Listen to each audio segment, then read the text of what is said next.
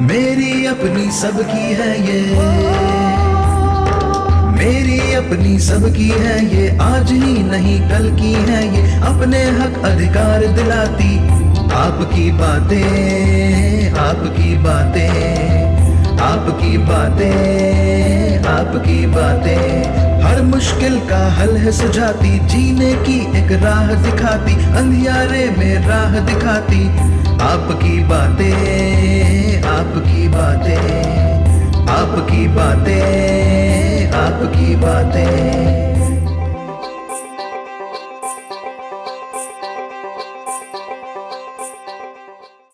नमस्कार, बहुत बहुत स्वागत है आपका हमारे कार्यक्रम आपकी बातें में।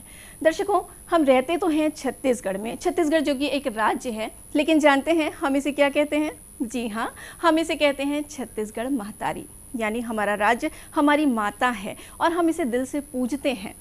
दर्शकों, कहना भी होगा कि जिस तरह से माँ के आंचल में बहुत सारी चीज़ें होती हैं, जितनी खुशियाँ होती हैं और जितने खजाने होते हैं, ठीक उसी तरह छत्तीसगढ़ महतारी के आंचल में भी, इसके कोरा में भी बहुत सारी संस्कृतियां हैं।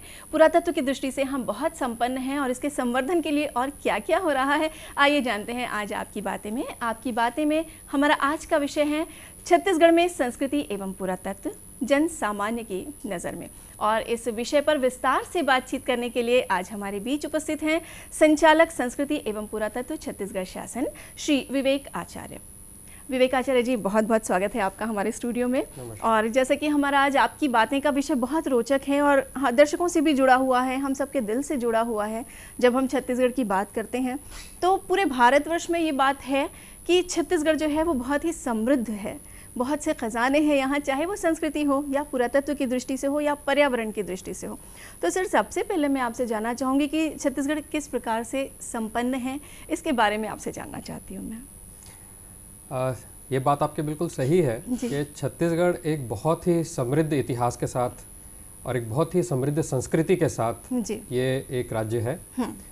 हालांकि इस राज्य का गठन देखा जाए तो भौगोलिक दृष्टि से 2000 में हुआ था, लेकिन ये मध्य प्रदेश का हिस्सा रहते हुए भी अपनी संस्कृति और अपने इतिहास को लेकर चल रहा है। जहाँ तक अगर हम लिखित इतिहास की बात करें तो दूसरी शताब्दी से हमें लिखित इतिहास छत्तीसगढ़ का मिलता है जी। पर हम सबको पता है कि छत्तीसगढ़ जो है श्री राम जी का ननिहाल है जी हाँ। और 13 साल में से 10 साल रामगमन के उन्होंने छत्तीसगढ़ में ही बिताए हैं। हाँ। 10 साल जो श्री राम जी ने यहाँ पर बिताए हैं, उनके उस पे आपको अगर सरगुजा से शुरू करें तो सरगुजा से उन्होंने घुसते हुए दंतेवाड़ा, सुकमा से होते हुए वो निकले हैं जी। और इन्हीं क्षेत्र में उन्होंने 10 साल बिताए। अगर हम सुंदरकांड या उसकी बात करते हैं तो उसमें दंडकारण्य वन का जिक्र आता है। ये दंडकारण्य का वन वही है जो बस्तर, उड़ीसा और महाराष्ट्र के बॉर्डर पे जो पूरा जंगल है जी। और कांकेर के ऊपर जो है, उसके ऊपर का जो पूरा क्षेत्र है वो दंडकारण्य था जी। और उससे पहले जो आज की धमतरी है वो पूरा पहले धर्म तराई क्षेत्र हुआ करता था, मतलब धर्म का तराई क्षेत्र। हाँ। जहाँ पर हमारे सप्तऋषि भी थे जी। तो ऐतिहासिक तौर पर देखा जाए तो ये एक बहुत ही समृद्ध क्षेत्र रहा है। बिल्कुल। श्री रामचंद्र जी के चाहे सरगुजा में सीता रसोई हो या आपका इंजाराम हो सुकमा में, ये सारे क्षेत्र जो है वो श्री राम जी के आगमन को बयां करते हैं। संस्कृति की दृष्टि से अगर बात की जाए तो ये बहुत ही समृद्ध संस्कृति के साथ आज भी हमारी संस्कृति वैसी ही है। हरेली से शुरू करते हुए होली तक बिल्कुल 12 मास में कोई ना कोई त्योहार यहाँ पर चलता है जी हाँ। जहाँ हरेली और ये सारी चीज़ें अगर देखी जाएं तो हर कहीं ना कहीं कृषि से जुड़ी हुई हैं। बिल्कुल सही। हरेली में जो है वो पूजा करते हैं औजारों की, बैल की, गाय की जी। और उसके बाद फिर जो है हमारा एग्रीकल्चर सीजन जो है वो स्टार्ट होता है। हाँ। उसके 15 ही दिन बाद जो है भोजली आ जाता है जी। भोजली में जो है वो आपके जो गेहूं है, बारले है, उसको जो है 15 दिन के बाद उसको लगाते हैं और उसका विसर्जन करते हैं। और जो दोस्त हैं वो आपस में एक दूसरे के कान में लगाते हैं, उनको मितान बदना कहा जाता है, और गुइया जो है वो लेडीज के लिए बोला जाता है। आज हम हैप्पी फ्रेंडशिप डे मनाते हैं पूरा वर्ल्ड ओवर, और बोलते हैं कि ये नया कंसेप्ट है और हम हैप्पी फ्रेंडशिप डे की बात करते हैं। बट हमारी संस्कृति में हैप्पी फ्रेंडशिप डे तो सदियों से चला आ रहा है, और जो बेस्ट फ्रेंड है उसको मितान और गुइया के नाम से संबोधित भी किया जाता था। उनका नाम नहीं लिया जाता बल्कि उन्हें मितान या गुइया कहा जाता है। जी। तो ये कंसेप्ट है। फिर एक बड़ा अच्छी संस्कृति हमारी है, अगर हम कमर छठ की बात करें जी, तो महिलाएं जो है बाकी संस्कृति में हम देखते हैं कि वो अपने पति के लिए ही जो है व्रत करती हैं, बट कमर छठ इकलौता एक ऐसा है पर्व है जहाँ पर बच्चों के लिए व्रत किया जाता है, उनकी दीर्घायु के लिए किया जाता है। वैसे ही अगर हम आगे बात करें तो देखिए संस्कृति इतनी अच्छी है कि मिट्टी में कार्य करने से पहले बीजा त्योहार या मिट्टी पूजन किया जाता है, चाहे बस्तर में हो बाकी क्षेत्रों में हो। उसी के बाद जो है हल की जुताई शुरू होती है। तो इस प्रकार से बीज बोने से पहले भी है जो है बीजों की महुआ में डालकर एक पवित्र स्थान में रखकर पूजा की जाती है, और फिर उसको लगाया जाता है। तो उससे, और हाइब्रिड सीड्स जो हम बात करते हैं कि अच्छे सीड्स हैं, वैसे ही वो मंदिर में रखा जाता था राम गोठान के नाम से। अच्छे तो ये कंसेप्ट जो आज हम मॉडर्न गोडाउन्स की बात करते हैं, तो ये सब चीजें जो हैं ये कहीं ना कहीं हमारी संस्कृति में पहले से रही हैं। पर्वों के बाद अगर आप बात करें खान पान की, 103 प्रकार की भाजी जो यहाँ मिलती है, चाहे लाल भाजी की बात करें उससे, तो 103 प्रकार की भाजी मुझे नहीं लगता किसी और क्षेत्र में इतनी प्रकार की भाजियां। कई क्षेत्रों में तो इन भाजियों के नाम भी नहीं सुने जाते हैं। जी बिल्कुल, जो बथुआ है, चेंच है, अमाड़ी है, बहुत सारी करमत्ता भाजी, मतलब इतने सारे नाम हैं कि इतने प्रकार हमने भी नहीं सुने होंगे, लेकिन छत्तीसगढ़ में इतने प्रकार की भाजियां मिलती हैं। जी। अगर चावल की अब बात करें तो आज ऑर्गेनिक फूड के लिए हर आदमी भाग रहा है, और बड़े महंगे ऑर्गेनिक फूड आपको मॉल्स में और सब जगह मिलते हैं। 5 स्टार होटल में है तो जो नॉर्मल फूड है और ऑर्गेनिक फूड में आप देखेंगे तो दिन रात का प्राइस में डिफरेंस है। लेकिन जो असली ऑर्गेनिक फूड है, जैसे चावल, कोदो चावल है, आज डॉक्टर रिकमेंड करता है डायबिटीज के पेशेंट्स को कि आप कोदो का चावल खाइए। बट ये तो ट्रेडिशनली बस्तर क्षेत्र में बनता आ रहा था। फुल जीरा है सरगुजा का। तो ये सारी वैरायटीज जो है ये पारंपरिक वैरायटीज है, और बिल्कुल पारंपरिक वैरायटीज जो है इनके साथ साथ आप देखिए हमारे और भी प्रकार के जो भाजी के साथ चावल हो गया जी, और इन सबको सहेजते हुए जो हमारी ट्रेडिशनल चीजें हैं, चाहे चाय के साथ हम अलग अलग प्रकार की नमकीन खाते हैं जी, पकवान जो है यहाँ के वो बहुत ही स्वादिष्ट हैं, और सारे के सारे जो है बड़े हाइजेनिक हैं, और उनमें कहीं पे भी ऐसा नहीं है कि उनको खाने से कहीं कोई प्रॉब्लम आती है। आज की डेट में अगर आप चिप्स वगैरह खाते हैं तो थोड़ा सा प्रॉब्लम आता है उसमें, ट्रेडिशनल जो बाजार में चिप्स मिलते हैं, लेकिन जो ट्रेडिशनल चिप्स जो यहाँ पे बनते थे वो बहुत हाइजेनिक और स्वास्थ्यवर्धक हुआ करते थे। उसके बाद अगर हम बात करें परिधान की, तो अगर एक महिला का ट्रेडिशनल पारंपरिक परिधान अगर हम देखें तो 28 प्रकार के आभूषण एक महिला पारंपरिक रूप से पहनती है। तो 28 प्रकार के आभूषण पहनना, आज हम बात करते हैं कि नए फैशन शोज होते हैं, नए नए ऑर्नामेंट्स उसमें शो करते हैं, लेकिन ट्रेडिशनली महिला के सर से पैर तक आभूषण जो है वो छत्तीसगढ़ में देखने को मिलते हैं। जी बिल्कुल। सिर्फ महिलाएं ही नहीं विवेक जी, मैं कहना चाहूँगी कि पुरुष भी हैं जो यहाँ पे आभूषण धारण करते हैं, पैर से लेकर के गले तक में पुरुष, इवन सिर में भी जो कलगी लगाते हैं नृत्य करते समय या खेत में भी काम करते समय। और ये जो परिधान है ये कहीं ना कहीं एक तरह से एक्यूप्रेशर का काम करते हैं हमारे स्त्री और पुरुषों के लिए। कमर की करधन हो गई, पैर में हो गया, गले में हो गया, तो ये वाकई हमारी समृद्धि को दर्शाता है कि छत्तीसगढ़ इतना रिच है इन चीज़ों को लेके। जी। साथ ही साथ अगर हम नृत्य की बात करें तो हम बाकी क्षेत्रों में अगर देखते हैं तो एक प्रकार का नृत्य किसी एक राज्य का फेमस है, चाहे पंजाब का भांगड़ा बात कर लें या गिद्दा कर लें, उड़ीसा का हमारा है, फिर तमिलनाडु का भरतनाट्यम हो गया, या हमारे दूसरे साउथ इंडियन स्टेट्स हैं वहाँ कुचिपुड़ी हो गया। तो इस प्रकार के अलग अलग वहाँ पर मिलते हैं। लेकिन यहाँ पर अगर आप देखिए तो यहाँ पे 15 प्रकार के अलग अलग डांस फॉर्म्स हैं, चाहे वो कर्मा हो, चाहे सुआ हो, चाहे पंथी नृत्य हो, तो 15 प्रकार के अलग अलग परिधान, और हर डांस जो है वो अलग अलग है। आपका नॉर्थ छत्तीसगढ़ के जो कर्मा है वो आपके बस्तर के डांस से अलग है। बिल्कुल। तो इतनी विविधता जो है जी हाँ, वो हमें देखने को मिलती है। बिल्कुल सही कहा आपने। और कई कहावतें भी जो है प्रचलन में है कि 6 कोस में पानी बदले 15 कोस में बानी। जी। तो मतलब इतनी डाइवर्सिटी है, चाहे पानी की बात करो चाहे वाणी की बात करो, तो अलग अलग प्रकार की बोलियां जो है वो यहाँ पर है, चाहे हल्बी हो जी, चाहे गोंडी हो। तो छत्तीसगढ़ में भी अलग अलग प्रकार की जो है वो मिलती हैं, जबकि बाकी स्टेट्स में जो है किसी एक स्टेट में एक ही प्रकार की है, जैसे तमिलनाडु में तमिल चलती है, कन्नड़ा है, लेकिन यहाँ पे आपको अलग अलग बोलियां मिल जाएंगी हर एक क्षेत्र में। उसी के साथ साथ अगर आप म्यूजिकल इंस्ट्रूमेंट्स की बात कर लीजिए, 128 प्रकार के यहाँ पे वाद्य यंत्र जो हैं, ट्रेडिशनल वाद्य यंत्र, वो छत्तीसगढ़ में पाए जाते हैं। और वो कॉमन चीजें हैं, जैसे घड़े से भी म्यूजिकल इंस्ट्रूमेंट तैयार होता है। जी हाँ, जी हाँ। तो इतनी डाइवर्सिटी जो है वो देखने को मिलती है। जगह जगह हर गांव में मानस मंडलियां हमें देखने को मिलती हैं। इसी के साथ अगर हम लोक संस्कृति की बात करें तो लोक संस्कृति में भी हमारे चाहे कहानियां हैं जी, वो हर क्योंकि छत्तीसगढ़ जो बोला जाता था छत्तीसगढ़ों का है एक वो है, हालांकि गढ़ किले नहीं थे लेकिन एक रेवेन्यू एरियाज होते थे, 18 महानदी के ऊपर 18 महानदी के नीचे। तो इस प्रकार से 18 गढ़ होते थे, एक रेवेन्यू एरिया होता था और एक उस रेवेन्यू एरिया में लगभग 84 विलेजेस हुआ करते थे। 84 विलेजेस का एक जो पूरा कॉन्ग्लोमरेशन जिसको हम बोलते हैं वो मिला के एक गढ़ बनता था। हाँ। तो इस प्रकार से जो है छत्तीसगढ़ की जो है वो परिकाष्ठा कई बोलते हैं इस प्रकार से है।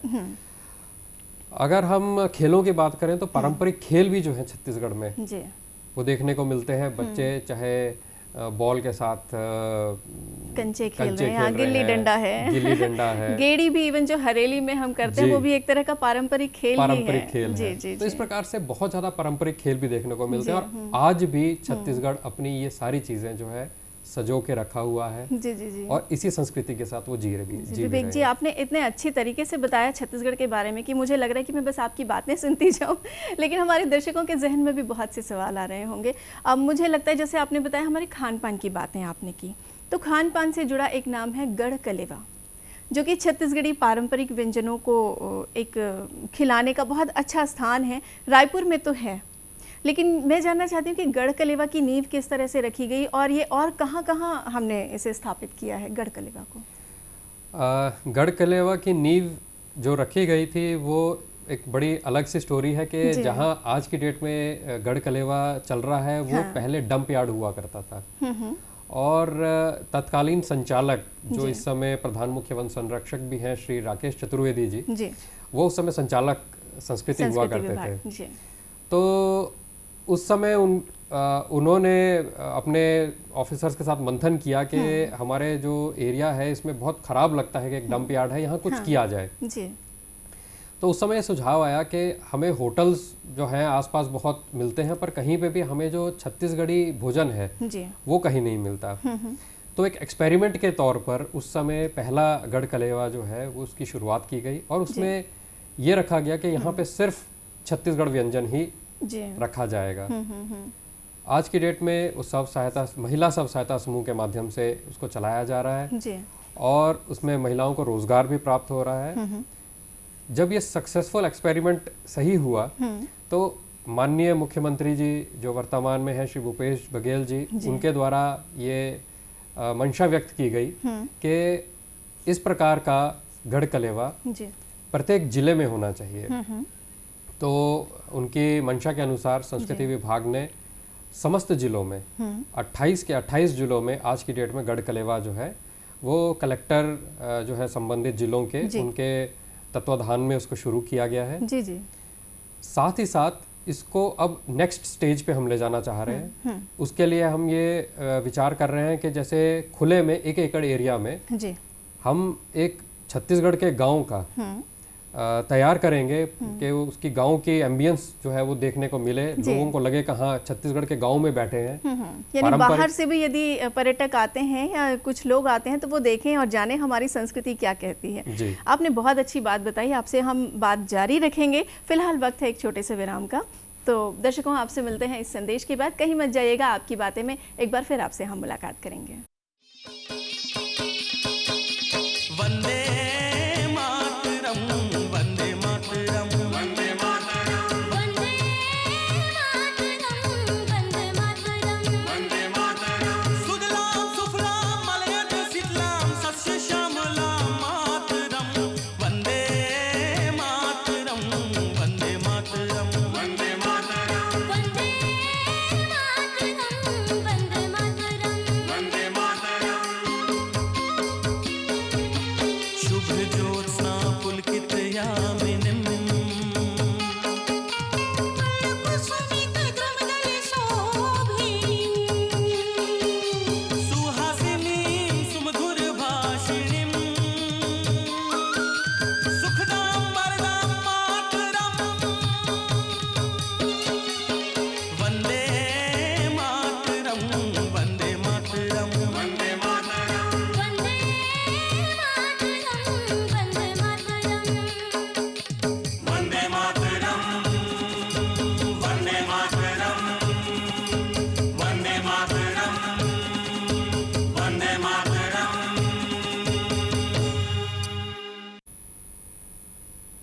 एक बार पुनः आप सभी का स्वागत है आपकी बातें में। और आपकी बातें में आज हम बात कर रहे हैं श्री विवेक आचार्य जी से संस्कृति और पुरातत्व के विषय में। विवेक जी, जैसा हम बात कर रहे थे गढ़ कलेवा की, और उससे पहले आपने बताया कि छत्तीसगढ़ में इतनी अलग अलग चीज़ें हैं, यदि लोक संस्कृति भी है, यदि कर्मा नृत्य भी है, तो एक कर्मा का ही अलग स्वरूप हो जाता है। कहीं वो लहकी हो जाता है, कहीं ठाड़ा हो जाता है, कहीं खड़ा हो जाता है। तो इस तरह से बहुत विविधता है छत्तीसगढ़ की संस्कृति में। मैं जानना चाहूँगी, यहाँ लोक कलाकार भी बहुत हैं, तो लोक कलाकारों के संवर्धन के लिए किस तरह की योजनाएं चल रही हैं? लोक कलाकारों के लिए अलग अलग योजनाएं अभी प्रस्तावित हैं। जी। सबसे पहले तो लोक कलाकारों के पंजीयन और भुगतान की व्यवस्था विभाग के द्वारा की जा रही है। बहुत अच्छी इसीलिए बात है। एक जी। चिन्हारी पोर्टल जो है वो तैयार किया गया है, जी। जिसमें सबसे पहले कलाकारों को एक पहचान, एक उनकी आइडेंटिटी दिलाने के लिए उस पोर्टल को निर्मित किया गया है। क्या बात है। और हम चाह रहे हैं कि सब कलाकार अलग अलग विधावार अपने आप को उसमें पंजीयन करवाएं, जी।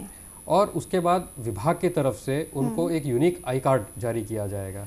एक सरकारी आई कार्ड जब उनको मिलेगा तो उनकी एक पहचान होगी। अगर वो प्रदेश से बाहर भी जाएंगे तो उस यूनिक आई कार्ड से जी। वो कहीं पे भी भ्रमण कर सकते हैं, और एक लोक कलाकार हैं एक राज्य के, वो ये बता सकते हैं।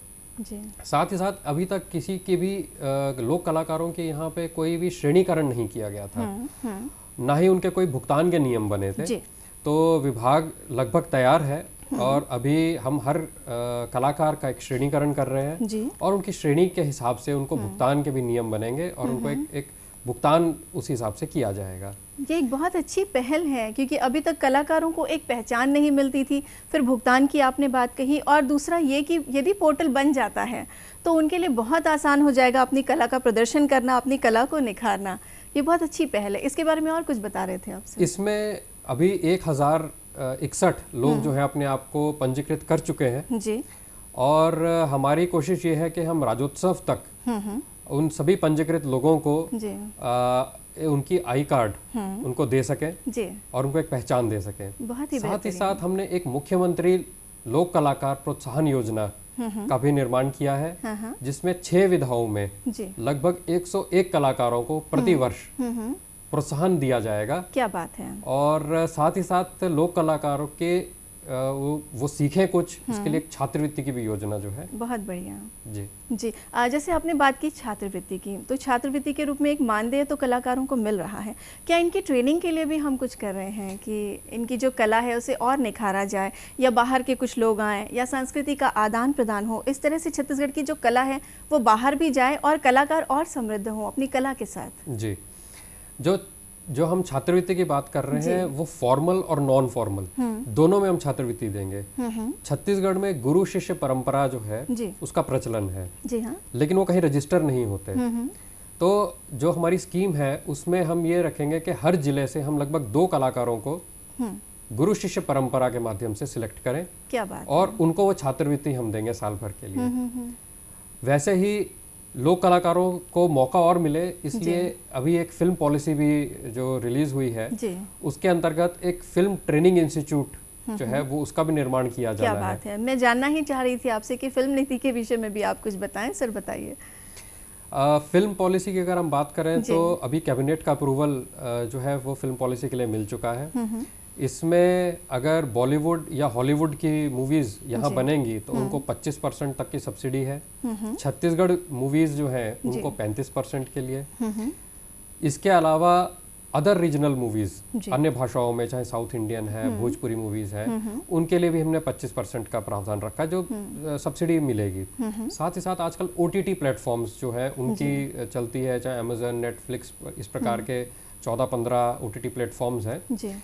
उन निर्धारित प्लेटफॉर्म्स पे भी अगर मूवीज बनती हैं और छत्तीसगढ़ में उसकी शूटिंग होती है तो उसमें भी उनको सब्सिडी मिलेगी। डॉक्यूमेंट्री मूवीज बनाने के लिए भी उसमें सब्सिडी है। जी जी। सबसे बड़ी चीज जो है उसमें सिनेमा घरों के लिए, क्योंकि कोई भी मूवी बनती है अगर सिनेमा घर नहीं होंगे दिखाने के लिए तो नए सिनेमा घर बनाने के लिए भी उसमें सब्सिडी है। और जो पुराने सिनेमा घर हैं, चाहे वह कोरोना काल में बंद हुए हैं या किसी भी कारणवश बंद हुए हैं, उनके पुनरुद्धार के लिए भी उसमें सब्सिडीज दी गई हैं। यहाँ के कलाकार अगर हिंदी मूवीज में कार्य करते हैं तो जो बाकी उनको सब्सिडीज मिल रही हैं उसके अलावा 25 लाख की सब्सिडी और विभाग के द्वारा दी जाएगी अगर वो छत्तीसगढ़ के कलाकारों को मूवीज में लेंगे। क्या बात है। तो बहुत अच्छी पहल है और कहना चाहिए कि एक प्रोत्साहित करने वाली योजनाएं हैं जो फिल्म नीति की योजनाएं हैं। सर अभी आपने जिक्र किया कोरोना काल का, ये तो एक बहुत अच्छी बात आपने बताई, मुझे भी बहुत खुशी हुई, निश्चित रूप से हमारे दर्शकों को भी बहुत अच्छा लग रहा होगा। पिछला कुछ समय हम लोग कोरोना काल में बिता रहे हैं, थोड़े आदी भी हो गए हैं, लेकिन इस समय में कलाकारों की जो दशा थी वो काफ़ी दयनीय थी, क्योंकि सभी जगह लॉकडाउन है, सारी चीज़ें बंद हैं, तो कला का प्रदर्शन भी नहीं, क्योंकि आप भीड़ नहीं कर सकते, मास्क लगा के आप परफॉर्म नहीं कर सकते क्योंकि दर्शक भी नहीं है। तो कोरोना काल में हमारे कलाकारों के लिए किस तरह के प्रयास किए गए सर? ये बात आपकी बिल्कुल सही है कि कोरोना काल जो है सभी के लिए बहुत तकलीफदायक था जी, और कलाकारों के लिए विशेषकर तकलीफदायक था, क्योंकि कलाकार जब तक मंच पर चढ़कर और भीड़ के सामने अपनी प्रस्तुति नहीं देता जी, उसकी रोजी रोटी भी उसी से है। बिल्कुल। कलाकारों लगभग 1 साल तक तो कोई भी प्रोग्राम नहीं हो पाया। जी, उसके बाद जो है वर्चुअली प्रोग्राम्स करने का जो है विभाग ने निर्णय लिया। जी हाँ। और पिछले लगभग 5 महीने से हम लगभग 2 से 3 कार्यक्रम जो है स्टेट लेवल के वो वर्चुअली कर रहे हैं। जी, और अब हमारी कोशिश ये है कि प्रतिदिन हम वर्चुअल कार्यक्रम करें। बहुत अच्छी बात है। तो दूसरा, लगभग 9.5 करोड़ के जी, पुराने भुगतान कलाकारों के लंबित थे, क्योंकि 1 साल प्रोग्राम नहीं हो पाया तो वो बजट जो है विभाग के पास शेष बच गया था। तो कोरोना काल में लगभग 9.5 करोड़ रुपए जो है वो लोक कलाकारों के उनके खाते में क्या बात विभाग के द्वारा दिए गए हैं। जी जी जी, ये बहुत अच्छी बात आपने बताई। अब चूंकि हमारा समय हो चला है, मैं आपसे जानना चाहूँगी कि संस्कृति के लिए और पुरातत्व के लिए भविष्य की और क्या योजनाएं हैं जो हमारे दर्शकों को, हमारे कलाकारों को भी लाभान्वित करती हों, पुरातत्व की दृष्टि से भी? पुरातत्व की दृष्टि से अगर हम बात करें तो अभी 3 जगह पर जो है उत्खनन चल रहा है जी। एक तरी घाट है, एक जामगांव है और तीसरा रीवा है जी। और इन तीनों की अगर हम अब देखें तो जो तरी घाट का उत्खनन है उसमें जो हमें अवशेष मिल रहे हैं वो बहुत पुराने अवशेष जो है वहाँ से मिल रहे हैं और खारून नदी के किनारे में है जी। और देखने में तो ये भी आ रहा है कि शायद वो हड़प्पा और इंडस वैली सिविलाइजेशन के आसपास के भी हो सकते हैं। हाँ। तो अभी उसमें उत्खनन का कार्य चल रहा है। इसी के साथ साथ हमारे पास आज की डेट में 58 के करीब हमारे पास राज्य संरक्षित स्मारक हैं। उन राज्य संरक्षित स्मारकों का जो है उनका संरक्षण करना, केमिकल ट्रीटमेंट करना और दूसरा हम उनको डिजिटलाइज कर रहे हैं, ड्रोन्स के माध्यम से उनकी फोटोग्राफी कर रहे हैं और कहीं पे भी कोई बदलाव आता है उनको संरक्षित करने का प्रयास जो है वो पुरातत्व विभाग जो है वो कर रहा है। साथ ही साथ अलग अलग स्थानों पर जो कई बार तालाब खुदाई के दौरान ऐसे कुछ अवशेष मिलते हैं तो उसके लिए हमारे पास 6 संग्रहालय भी है जो एक रायपुर में है। रायपुर का संग्रहालय 1875 का संग्रहालय है और भारत के 10 सबसे पुराने संग्रहालयों में से एक है। जी। तो इसी प्रकार वहाँ पे हमने अलग अलग प्रकार की चीज़ें लोगों के रखी है, और अब हम कोशिश कर रहे हैं कि हम उस संग्रहालय को वर्चुअली लोगों तक लेकर जाएं, क्योंकि ये बहुत अच्छी बात आपने बताई। सिर्फ एक चीज़ और मैं आपसे जानना चाहूँगी कि विदेशी पर्यटकों को लुभाने के लिए किस तरह की हमारी योजनाएं चल रही हैं? जैसे कि आपको पता है कि यहाँ पे सिरपुर जो है महोत्सव, उसका बहुत ज़्यादा, चाहे चक्रधर है, सिरपुर है, इस प्रकार के हमारे कुछ महोत्सव हैं जिनका बहुत ज़्यादा बाहर प्रचार प्रसार है। साथ ही साथ लगभग 78 हमारे ऐसे पूरे जिलों में हैं जिनको हम प्रचार प्रसार का हम कर रहे हैं, और उनको आगे बढ़ाने का हमारा है, जिससे कि हम टूरिस्ट को अट्रैक्ट, यानी छत्तीसगढ़ में महोत्सवों की बाढ़ आने वाली, हम ऐसा कह सकते हैं। श्री विवेक आचार्य जी, आज आपने इतनी अच्छी बातें हमें बताई आपकी बातें में, इसके लिए आपका बहुत बहुत धन्यवाद। धन्यवाद। नमस्कार दर्शकों, आज आपकी बातें में आपने देखा, छत्तीसगढ़ को जाना, बहुत सारी बातें की। आपसे फिर मुलाकात होगी, आज के लिए दीजिए इजाज़त। नमस्कार।